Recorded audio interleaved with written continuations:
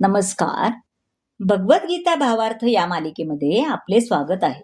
आज आपण या भागात अध्याय 7 सुरुवात करणार आहोत.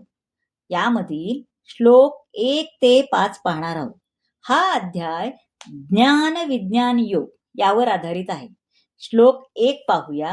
श्री भगवान उवाच मया सक्तमना पार्थ योगं युञ्जन्मदाश्रयाः असंशयं समग्रं मायत् यथा ज्ञानस्य तृच्छृणु. आता मयी म्हणजे माझ्यामध्ये, ज्ञास्यसी म्हणजे तू जाणू शकशील. श्री भगवान म्हणाले, हे पार्थ, माझ्या भावनेने पूर्णपणे युक्त होऊन योगाभ्यासाद्वारे माझ्यावर मन आसक्त करून तू मला पूर्णपणे निस्संदेह कसा जाणू शकशील ते आता ऐक. भगवद्गीतेच्या या 7व्या अध्यायात कृष्ण स्वरूपाचे पूर्णपणे वर्णन करण्यात आले आहे. मनुष्याने जर आपले मन श्रीकृष्णावर केंद्रित केले तरच तो परमसत्याला जाणू शकतो. निर्विशेष ब्रह्मयोगी किंवा अंतर्यामी परमात्म्याची अनुभूती म्हणजे संपूर्ण ज्ञान नाही, कारण ही केवळ आंशिक असते. पूर्ण आणि यथारूप ज्ञान होणे म्हणजे श्रीकृष्णाचे ज्ञान होणे होय. नवविधा भक्तीमध्ये श्रवणम सर्वप्रथम आणि महत्वपूर्ण आहे, है की नाही? श्रवणम म्हणून भगवंत अर्जुनाला सांगतात की तृष्णु म्हणजे माझ्याकडून ऐक. आता श्लोक 2 पाहूयात. श्लोक 2. ज्ञानं तेहं सविज्ञान मिदं वक्ष्याम्यशेषतः यज्ञात्वा नेह भूयोऽन्य ज्ञानतव्यम अवशिष्यते.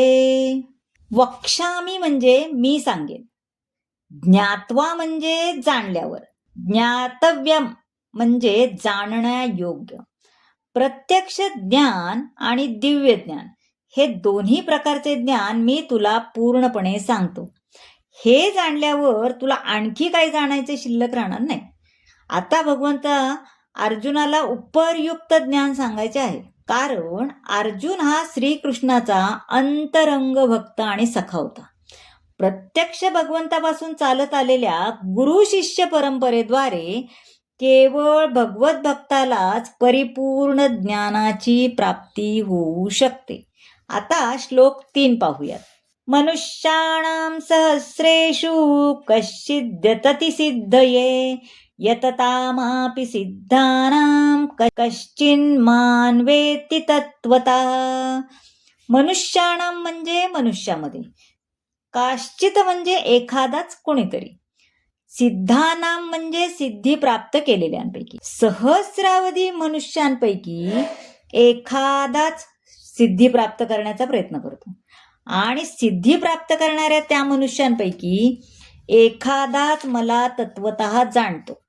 आता पहा, मनुष्याचे विविध स्तर आहेत आणि हजारो मनुष्यापैकी एखाद्या मनुष्याला आत्मा म्हणजे काय, शरीर म्हणजे काय आणि परमसत्य म्हणजे काय हे जाणण्या इतपत दिव्य साक्षात्कारामध्ये स्वारस्य असू शकते. आता मोठमोठ्या देवतांना सुद्धा कधी कधी श्रीकृष्णाबद्दल संभ्रम निर्माण होतो. मा तू वेदन कश्चन. भगवंत सांगतात की मला तत्वतः कोणीही जाणत नाही, आणि जर कोणी श्रीकृष्णाला जाणले असेल तर समहात्मा सदुर्लभ असा महात्मा दुर्मिळ आहे.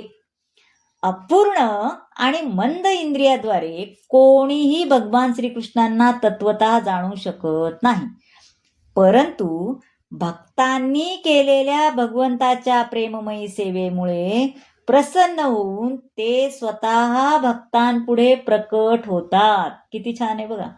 आता श्लोक 4 पाहूया. भूमिरापो नलो वायू खं मनो बुद्धिरेव च अहंकार इति मे भिन्ना प्रकृतिरष्टधा.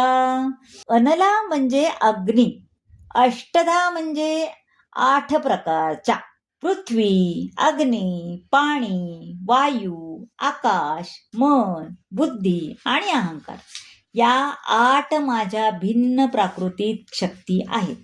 यामध्ये मन, बुद्धी, अहंकाराच्या इतर 3 तत्वांपैकी भौतिकवाद्यांनी दुर्लक्ष केले. 3 तत्वांकडे भौतिकवाद्यांनी दुर्लक्ष केले आहे. कारण मानसिक क्रियांचा अभ्यास करणाऱ्या तत्वज्ञानांसुद्धा पूर्ण ज्ञान नसते.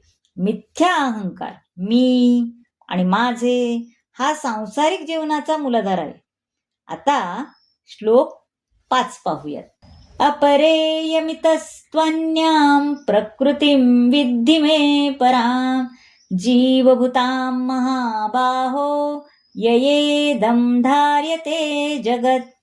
अपरा म्हणजे कनिष्ठ, धार्यते म्हणजे उपयोग केला जातो. हे महाबाहू अर्जुना, या व्यतिरिक्त माझी आणखी एक श्रेष्ठ अशी पराप्रकृती आहे, ज्यामध्ये जीवांचा समावेश होतो. हे जीव कनिष्ठ भौतिक प्रकृतीच्या साधनांचा उपभोग घेतात. भगवान श्रीकृष्ण हे केवळ नियंत्रक आहेत. सर्व जीव हे त्यांच्या नियंत्रणाखाली आहेत. जीव म्हणजे भगवंताची पराशक्ती आहे.